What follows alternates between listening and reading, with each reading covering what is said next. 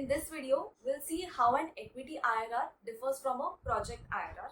But before that, let's understand what is an IRR, internal rate of return. So you are essentially finding a discount rate that makes present value of all the future cash flows equal to its initial investment.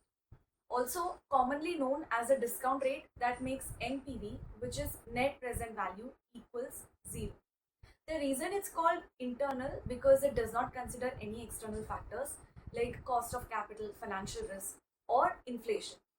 To understand this better, let's see an example.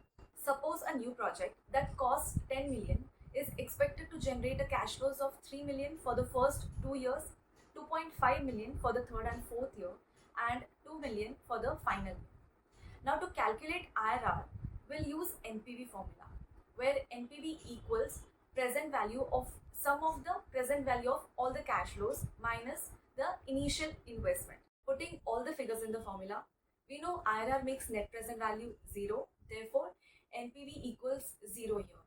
We have all the 5 future cash flows given and initial investment is 10 million. Now in order to calculate this IRR, we need to go by a trial and error method, where we try different discount rates until NPV equals 0. However, the other methods are by using Excel or a financial calculator. Here I'm using a calculator which gives me an IRR of 10.14%. Now we need to decide whether to accept or to reject the project. So the decision rule is to invest if the IRR is greater than the cost of capital and to reject if the IRR is less than the cost of capital. The cost of capital for this particular project is 8%.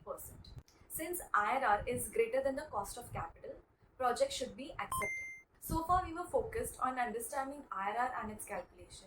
Now in specific, we'll see how a project IRR is different from an equity IRR.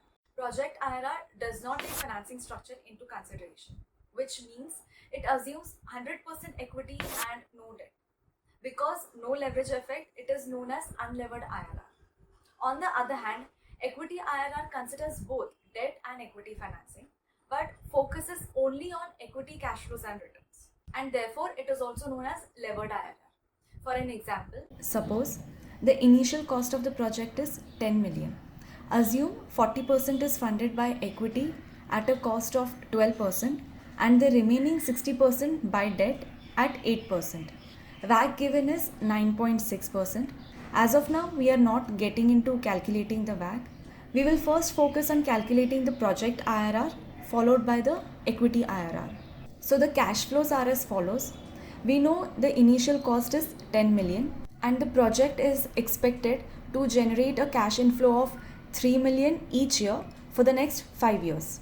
Using the financial calculator, I get a project IRR of 15.24%.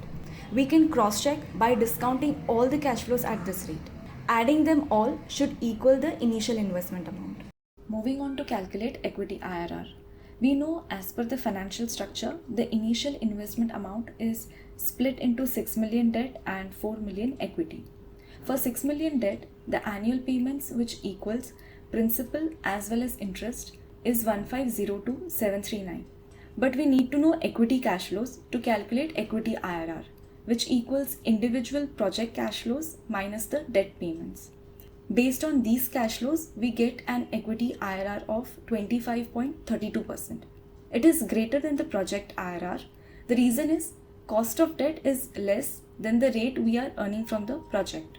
It is even possible that equity IRR could be less than the project IRR when the cost of debt is greater than the project IRR. To conclude, project IRR should be greater than the required cost and equity IRR should be greater than the project IRR to compensate equity holders for taking the risk. So that's about it. Hope the concept was clear. See you with another topic.